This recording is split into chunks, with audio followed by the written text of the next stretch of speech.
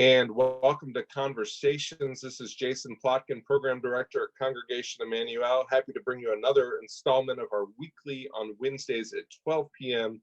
Conversations. And this week we are delighted to have Shariq Ghani from the Minaret Foundation to really learn about the Jewish-Muslim interfaith relations, some of the work that he's doing in the community, how Ramadan looked, and so many other things. So first off, we're going to start. Shariq, how are you doing? How are things going in your household? I know, like me, you have a young child as well. I do. I have a young child, and I had to disconnect the microphone because she likes to jump up on my desk from my lap and just pick at the mic. And anyways, last time the computer almost came off the table. Which is really so, you know, it's funny because I have a 4-year-old. I mean, they love when I'm on Zoom. They want to, Isaac wants to chat with everybody, and he thinks we're always on FaceTime, even when I'm watching a recorded thing. So our children are just kind of learning what we're doing and what's going on in our lives. Yeah, absolutely. And so the thing with me is I've been preparing for Corona all my life because I've always worked from home. Well, after I started business, I started working from home. My kids homeschool. My wife works from home as well. So this is not new to me. What's new to me is that we can't have play dates, can't go to the pool and the playground. I can't go to Trader Joe's and grab random samples. I can't socialize and drink some chai. That's so funny. So let's get rolling. So for those of us who are watching, the viewers who may not be familiar with the Minaret Foundation, let's start there. Tell us a bit about the organization and what its mission is here in the Houston community. Our focus as Minaret Foundation is multi-faith and civic engagement for the Muslim community. What that essentially means in a nutshell is that we work with Muslims throughout the city, mosques and Islamic centers throughout the city to help them with their interfaith relations, build those interfaith relations oftentimes from scratch, and connect our community with the government. So that could be city, county, state, federal. That could be school districts. That could be the law enforcement agencies. There's a whole plethora of access that the Muslim community can have, but sometimes we just don't know what's out there for us. So, you know, you're talking about the things you're trying to create access for. Let's talk about your role specifically. Tell me about what you do in your day-to-day in your role in the Minaret Foundation to build those relationships and create that access. Day-to-day, I gotta say, it's a lot of fun. And here's why I say that, partially because up until last April, Minaret Foundation is something that I was essentially doing part-time, 15, 20 hours a week. And then I was managing my businesses, and I had a huge shift in my life where my father passed away in January. And I realized that I want to do something that I really enjoy. I'm passionate. I just have a lot of fun with. And seeing like Rabbi Gross, Greg Hahn, Stephen Morgan, and they're always just like moving and shaking, doing the things that they love. And it's just, every time I meet with them, I feel so inspired because they're just, I don't want to say they're hanging out all day because I know there's a lot more to it than that, but they just get to connect and build relationships and make an impact every single day. And it's stuff that I'm doing on a part-time basis. So I looked at my wife one day and I said, that's it, I'm done. I'm only going to focus on Minaret Foundation for the most part. And so every day my focus is building relationships, talking to people I haven't spoken to in a while, talking to people who don't want to talk to me, identifying programmatic concepts that will bring our communities together. So not just the Muslim community, the Muslim Jewish community, Muslim Christian community. We have a huge focus on the evangelical community for 2020. When I say evangelical, I mean not necessarily like evangelical Lutheran, but more of the Southern Baptist flavor to it. And so it's just, it's connecting all day for the idea that it'll benefit the Muslim community and the larger community at large. The larger community as a whole. And by the way, I'm fasting. So anyone who's watching this, I need you to know that I just finished training with the HPD, and that was like an hour, and that was brutal, and I am so thirsty. And then I had another webinar before that. I have 3 more webinars and podcasts today, and I'm gonna have to talk to my programs guy because how did this happen? Right, and we're going to talk about why you're fasting and about Ramadan very shortly. So for those watching, you'll get to learn how Ramadan has changed for the Muslim community. But let's talk about these relationships. I mean, you just talked about your training with HPD. As we turn towards the pandemic, how have these relationships been helpful to you and to the Muslim and other faith-based communities that you engage with? I know you're doing great stuff with the Fort Bend community. Tell us some of those things, just for those who may not be familiar. So with Corona coming, it's going to sound a little unusual, but it actually, from Minaret Foundation's perspective, it only amplified our messaging, because we had created based relationships with some governmental agencies, including the county. And then when Corona happened, everything shut down. The county needed to reach out to faith leaders. They reached out to us, and we essentially coordinate the faith-based response for the county. For Corona. When I say the county, I mean Fort Bend County. Harris County is something that Interfaith Ministries is working on. We're working on Fort Bend County, and so we bring the churches together, the temples. There's one synagogue in all of Fort Bend. That's Bethel. That's Rabbi Schulklepper's. Yeah. But even that, it's a mishmash, because you've got Reform and Conservative.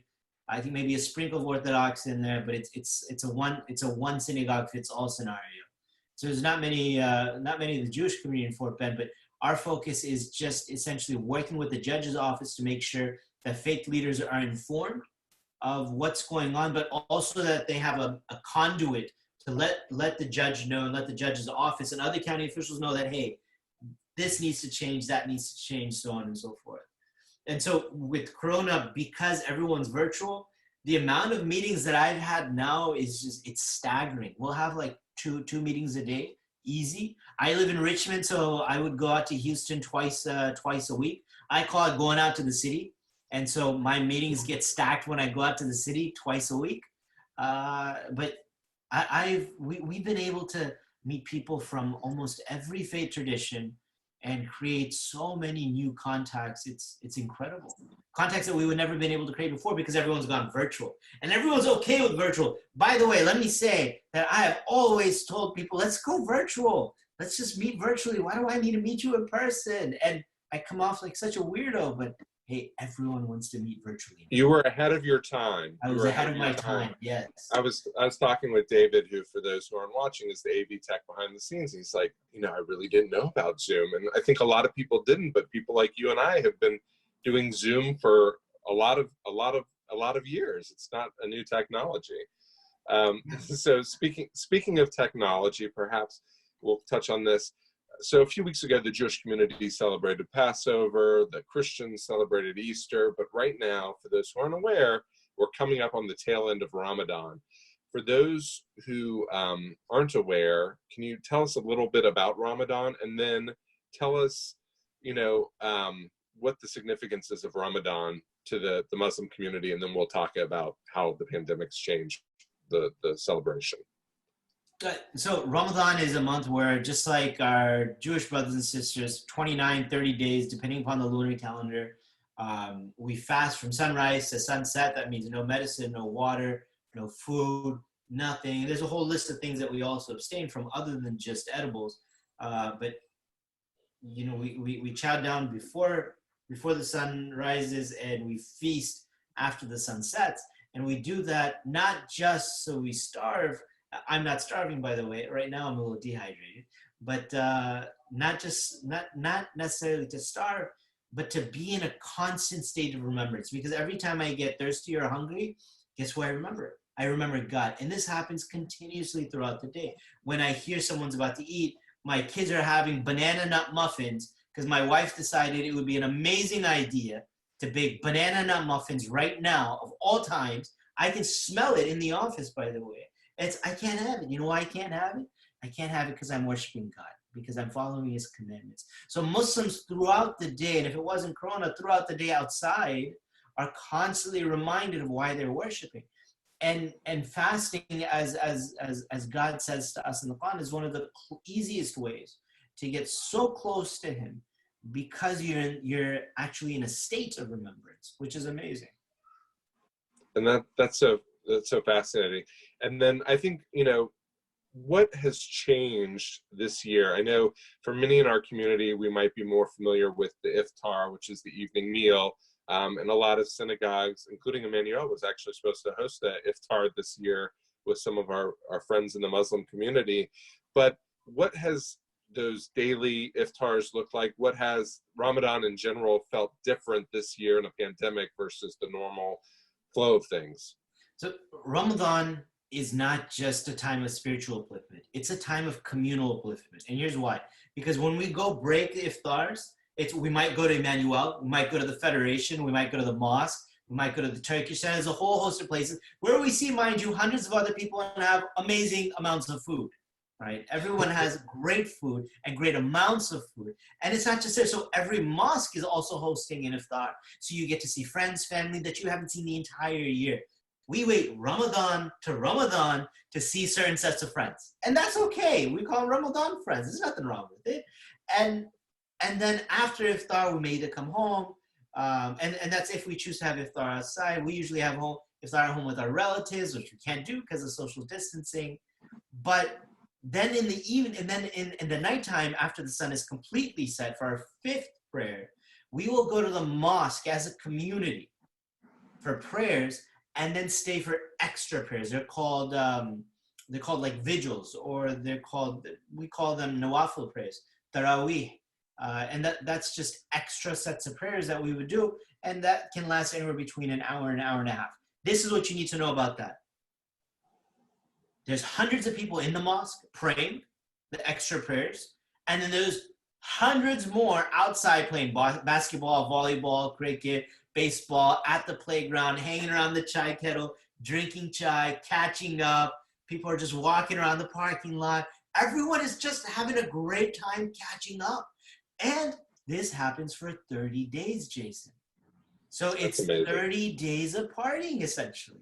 We have a great time. For the first time in the lives of American Muslims, we've had to forgo this. And I say American Muslims very pointedly because Iraqi Muslims, Syrian Muslims, Jordanian Muslims, Pakistani Muslims, Palestinian Muslims, because of war, because of whatever, sometimes they can't always observe and go to the mosque. And so they've been in these situations. However, we're babies to this. And I don't like this. I mean, so how do you maintain that? How do you maintain that community when you're not gathering every evening? You don't. You have people petitioning the mosques to open up, leaving angry Facebook messages, phone calls, people buying into this hoax that Corona is a hoax, or that we should just open up. And so it's a fine balance of people who understand what's going on, other people who this is just a part of their identity, this is part of their routine. It's completely upset everything because they don't have the Ramadan. Because keep in mind, Jason, this is the 1 month of the year that people wait for that spiritual refreshment, for to recharge our batteries. A good amount of Muslims don't look at 2019 or 2020 to 2021. It's Ramadan 2019. What am I going to accomplish to Ramadan 2020? I, by the way, had a specific amount of weight that I wanted to lose by Ramadan 2020. It didn't happen, if you're wondering. But that's how I frame my year a good amount of time, because when Ramadan comes, it's almost like a full stop to your day. A whole year, your whole life stops, and it goes around this churn of fasting and prayer and opening up your fast and going to parties and hanging out, and caffeine versus no caffeine. What do I do? There's just so much that goes into it. It feels like it's very similar in nature to like the Jewish high holy days, when you have the holidays back to back to back. Yes. Like you said, we see everybody in the synagogue sometimes it's 1-2 times a year we see them. But except we don't have like a break in the high holy days, and then a couple more holidays creep on. For us, it's just 30 days done, and then a couple months after it's Hajj. Yeah. It's like it's a marathon, not a sprint, right? Yes. So as a whole, what have the biggest challenges been, not just during Ramadan, but in practicing the faith during the pandemic? I mean, are mosques doing their worship online like we're seeing with synagogues and churches? Are some of the religious school components, if you will, going virtual? What does it look like? Just like that, just like our Christian brothers and sisters and our Jewish brothers and sisters and everyone else.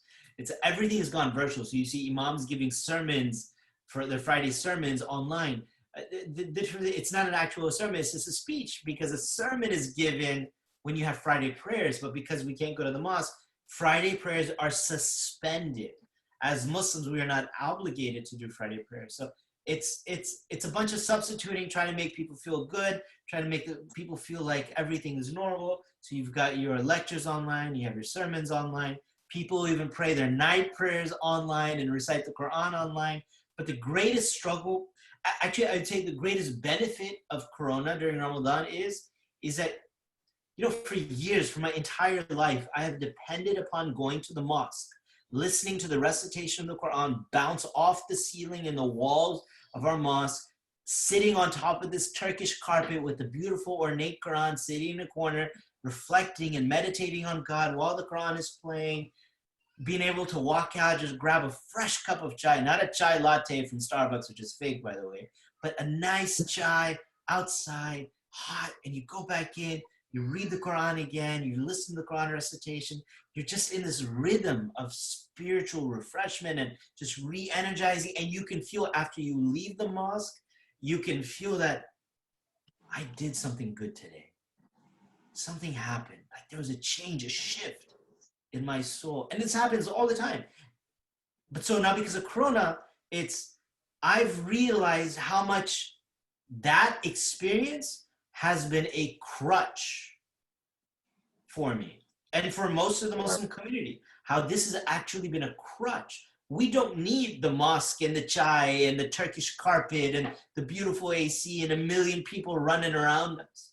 All we need is just to sit and reflect on God, to read the Quran, to pray our prayers in the solitude of our homes, and to find a way to connect with Him. And this, by the way, is offered, for me anyways, is offered a roadmap for a more stable connection, a more stable lifeline to God, because it's free of all the beautiful trappings that are at the mosque. This isn't to say that the mosque is a trapping or the mosque is actually a crutch. I'm saying the mosque became a spiritual crutch. I believe most people have realized that they don't need the mosque. And some people are still realizing that they don't need the mosque to have a beautiful and a beneficial connection to God. Yeah, that's very deep. One last question about the pandemic before we turn to the Muslim-Jewish interfaith relations. So we had here in Houston the various floods, hurricane, etc. Do you feel that, and I know you're a Zoom expert before this, but do you feel that that prepared the Muslim community in general better than some of the other colleagues you have around the country, perhaps, in preparing for being separated or a change of pace, if you will? So could you do me a favor and ask me that question in a different way? I'll blame this on Ramadan brain, by the way. So did the hurricanes and the floods prepare the Muslim community here in town differently? Do you have more preparation, if you will, than you would have typically based on those previous experiences? No, I don't think so. I think we're all learning. I think we're all figuring this out. And we're still constantly learning. I'm going to be switching away from Zoom and going to StreamYard.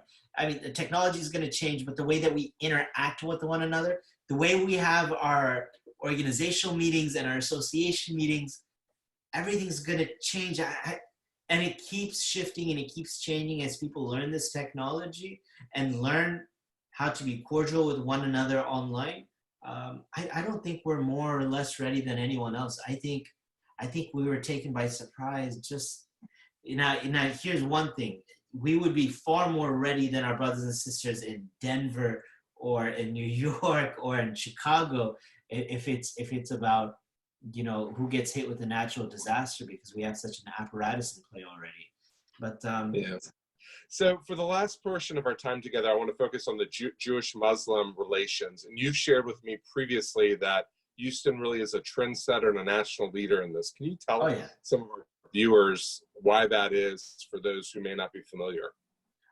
Absolutely. Now, I want to say unequivocally that I believe I truly believe that Houston is leading and will continue to lead the way for Muslim-Jewish relations in our country. I'm not saying that because I'm a proud Houstonian.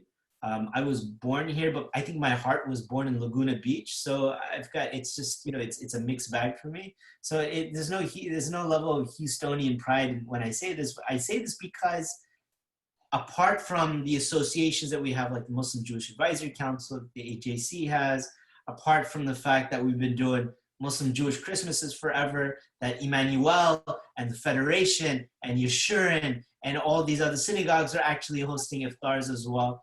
Apart from the fact that all of the imams and the leadership of the city every single year send our friends in the rabbinical community a letter of congratulations in the high holy days, and we get the same letter from the Houston Rabbinical Association. The communication and the communication about how often we communicate between the Muslim and the Jewish community is bar none. When I speak to other Muslims in the Muslim Jewish Advisory Committee, which is part of AJC's larger network, it's a collaboration between AJC and the Islamic Society of North America. Myself and Randy Zarlinsky are doing so much work here, and I feel like we're not doing enough, and Randy feels the same way, but we are a model for the rest of the country's MJAC chapters, because while we may be only about a year and a half old, we've outpaced almost the national level or the other chapters who have been around for a little bit longer than we have. I use this as a metric because every MJAC chapter is a coalition of mosques and Muslim leaders and rabbis and Jewish leaders. And the amount of communication that we are able to have and the frequency that we're able to get our communities together, is the other chapters continue to ask us, how are you able to do this? How are you able to overcome the Israeli-Palestinian thing, the Zionism versus the non-Zionism thing? How do you overcome? Well, that's about it. And then of course, like our respective communities, because sometimes our friends in the Jewish community can be apprehensive dealing with Muslims. And sometimes in the Muslim community, we can be apprehensive dealing with our friends in the Jewish community. It's always predicated over this conflict that's like 1,000, 2,000 miles away.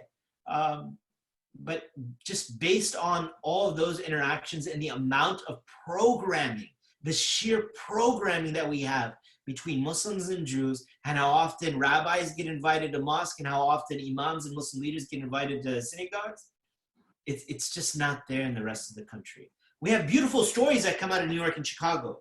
Beautiful stories, but they're one-off stories. Whereas here, it's just very, very consistent, and it's been consistent like this for, I gotta say, about a decade. There used to be a time when we'd send out a letter of congratulations to the rabbinical community for the high holy days. We would have 13, 14, 15 imams and leaders sign it. Now, no less than 35. If I have 35, there's something wrong, right? Because so many more people are engaged. We have, from the Houston Rabbinical Association side, we started receiving letters a few years ago, and it's before it was a little, now it's a lot.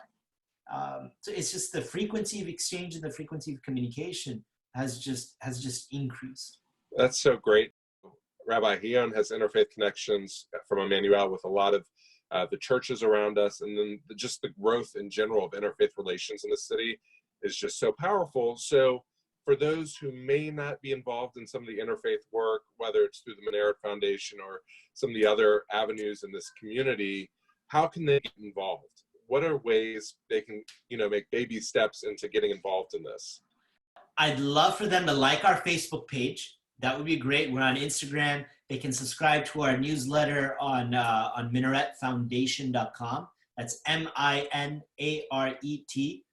foundation.com. And then you get more information on the types of programming that we're doing. We have a Muslim Speakers Bureau. They can reach out anytime if they want to have a conversation with us. In December, we always have the Muslim Jewish Christmas, but we have a Muslim Women's Forum that's going to be going synagogue to synagogue to have programming with our sisters in the Jewish faith as well. There's just so much going on in Houston. It's beautiful, and especially now in Corona. And I hate saying Corona has been beneficial in some way. It's every week we've had. I think last week we had Rabbi Fort, then we had Rabbi Morgan, and then we've had Rabbi Gross, and then I think we're getting Dan Gordon on as well, and then we've got to work on getting you. Yeah. We have these interfaith conversations that get like upwards of 2,000 views, and it's wonderful. And the comments are amazing, and it's just wonderful being able to watch from the comfort of our homes our faith leaders connect with one another, because it's not necessarily as much as the conversations that are had, but the way the conversations are had, right? Just the enjoyment, the going back and forth, the laughing, because it inspires in all of us that, hey, you know what? If these people who we respect and we love and we admire can be like this with people of other faith traditions that we may have large disagreements with, why can't I? Wow. That was a great way to end it. Is there anything else you want to add before we go, or anything else off the top of your head that we didn't cover? If you see a Muslim out there right now during Ramadan, it's going to be Wednesday when this comes out. Yeah. Eid will be here on Sunday, so it's Sunday the 24th, I believe, if I'm not mistaken. If you see a Muslim, tell them early greetings of Eid, or Happy Eid, or I hope your Ramadan went well, or if it's easier to pronounce, I hope your Ramadan went well, or I hope your fasting went well. I ask that you just reach out and connect. That's it. Just reach out, say hello to a random stranger at HEB, at Kroger's, at Academy, social distancing, of course. But just reach out and say hello. And then please say that, you know, I heard in the Jewish community, we heard about your Ramadan.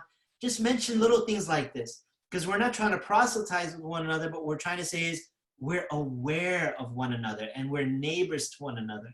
And random conversations like this are just, it's so incredibly important and serves as the foundational building blocks of any relationship. Well, I really like that, and I love that you gave examples for how we can greet people. And once more, thank you so much for coming on our program this week. For those who are not familiar and maybe watching this for the first time, every Wednesday at noon on the Emanu Facebook page and on our Polar Chapel streaming, we interview someone from the community, like we did this week from Shariq, and we talk about the pandemic, what's going on in the state of affairs. We might have someone from the sports world before long, because you know I can't go too long without talking about sports. But thanks to David Tanner behind the scenes. My cat, again, Sammy, made an appearance or two. I apologize. And thank you once more to Shariq from the Minaret Foundation. We thank you for watching, and have a great week. And of course, I hope you had an easy fast or a happy Ramadan. Thank you again. Thank you.